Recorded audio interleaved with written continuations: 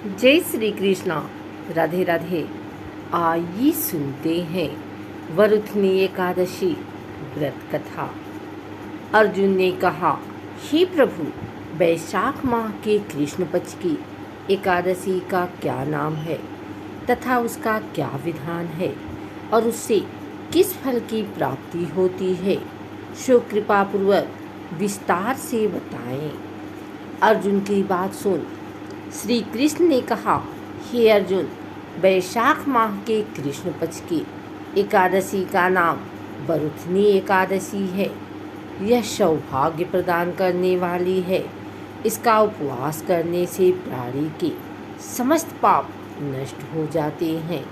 यदि इस उपवास को दुखी सधवा स्त्री करती है तो उसे सौभाग्य की प्राप्ति होती है। वरुथनी एकादशी के प्रभाव से ही राजा मानधाता को स्वर्ग की प्राप्ति हुई थी। इसी प्रकार धुंधुमार आदि भी स्वर्ग को गए थे। वरुथनी एकादशी के उपवास का फल 10 सहस्त्र वर्ष तपस्या करने के फल के समान है। कुरुक्षेत्र में सूर्य ग्रहण के समय जो फल एक बार स्वर्ण दान करने से प्राप्त होता है, वही फल वरुथनी एकादशी का उपवास करने से प्राप्त होता है। इस व्रत से प्राणी इस लोक और परलोक दोनों में सुख पाते हैं। वह अनंत स्वर्ग के भागी होते हैं। हे राजन, इस एकादशी का उपवास करने से मनुष्य को इस लोक में सुख और परलोक में मुक्ति प्राप्त होती है।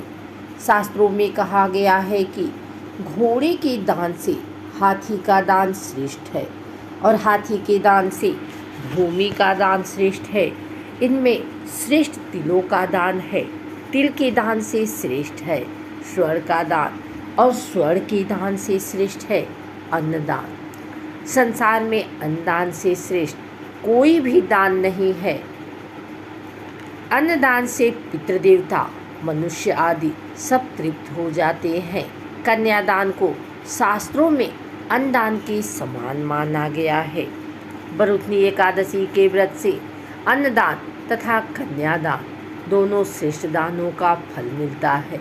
जो मनुष्य लालचवश कन्या का धन ले लेते हैं या आलस्य और काम चोरी के कारण कन्या के धन का भक्षण करते हैं, वे प्रलय के अंत तक नरक भोगते रहते हैं या उनको अगले जन्म में बिलाव योनि में जाना पड़ता है। जो प्राणी प्रेम से तथा यज्ञ सहित कन्यादान करते हैं, उनके पुण्य को चित्रगुप्त भी लिखने में असमर्थ हो जाते हैं। जो प्राणी इस वरुथनी एकादशी का उपवास करते हैं, उन्हें कन्यादान का फल प्राप्त होता है। वरुथनी एकादशी का व्रत करने वाले को दशमी के दिन से निम्नलिखित वस्तुओं का त्याग कर देना चाहिए। काशी के बर्तन में भोजन करना, मांस, मसूर की दाल, चना, कोदो, साग, मधु, दूसरे का अन्न दूसरी बार भोजन करना, व्रती को पूर्ण ब्रह्मचर्य से रहना, रात को सोना नहीं चाहिए, अपितु सारा समय शास्त्र चिंतन और भजन कीर्तन आदि में लगाना चाहिए। दूसरों की निंदा तथा नीच पापी लोगों की संगत में नहीं करनी चाहिए। क्रोध करना या झूठ बोलना भी वर्जित है। तेल तथा अन्न भक्षण की भी मनाही है। हे राजन, जो मनुष्य इस एकादशी का व्रत विधान पूर्वक करते हैं, उन्हें स्वर्ग लोक की प्राप्ति होती है। अतः मनुष्य को निकृष्ट कर्मों से डरना चाहिए। इस व्रत के महात्म्य को पढ़ने से 1 सहस्त्र गौदान का पुण्य प्राप्त होता है। इसका फल गंगा स्नान करने के फल से भी अधिक है। सौभाग्य का आधार संयम है। हर प्रकार संयम रखने से मनुष्य के सुख और सौभाग्य में वृद्धि होती है। यदि प्राणी में संयम नहीं है तो उसके द्वारा किए गए तप, त्याग व भक्ति, पूजा आदि सब व्यर्थ हो जाते हैं। एक और कथा के अनुसार एक बार धर्मराज युधिष्ठिर ने भगवान श्री कृष्ण से कहा कि आप वैशाख मास के कृष्ण पक्ष की एकादशी के महत्व के बारे में बताएं और इस व्रत की कथा क्या है इसके बारे में सुनाएं। तब भगवान श्री कृष्ण ने युधिष्ठिर को वरुथनी एकादशी व्रत की कथा के बारे में बताया।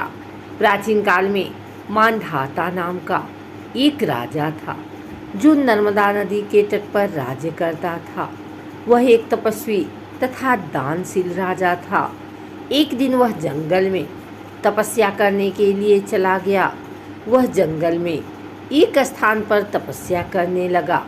तभी वहाँ एक भालू आया। वह राजा मांधाता के पैर को चबाने लगा, लेकिन राजा तपस्या में लीन रहा।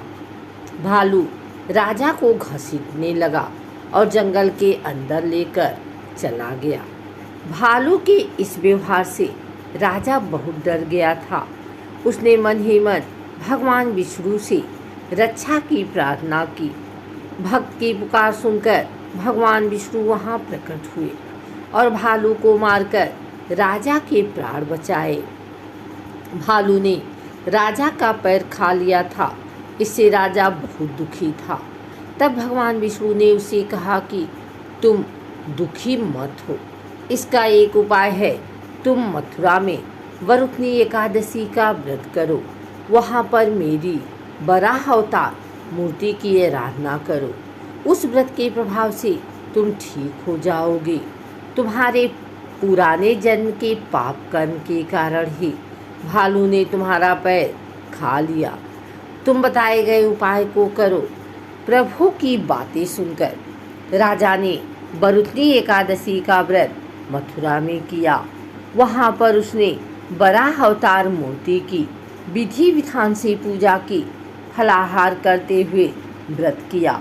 वरुथनी एकादशी व्रत के प्रभाव से राजा फिर से सुंदर शरीर वाला हो गया। मृत्यु के पश्चात उसे स्वर्ग की प्राप्ति हुई। इस प्रकार से जो भी वरुथनी एकादशी व्रत रखता है उसके पाप नष्ट हो जाते हैं और उसे मोक्ष मिलता है। आइए सुनते हैं वरुथनी एकादशी पूजन विधि। वरुथनी एकादशी के दिन व्रत रखने वाले व्यक्ति को सुबह जल्दी उठकर नहा धोकर पीले रंग के कपड़े पहनने चाहिए। इसके बाद भगवान विष्णु का स्मरण करके व्रत का संकल्प लें। फिर पूजा स्थल को पवित्र करें और भगवान विष्णु की विधिवत पूजा करें। पूजा में पीले फूल, हल्दी, कुमकुम, अक्षत, फल, मिठाई, पंचामृत जरूर शामिल करें। इसके बाद धूप दीप करें और विष्णु जी को तुलसी दल चढ़ाएं।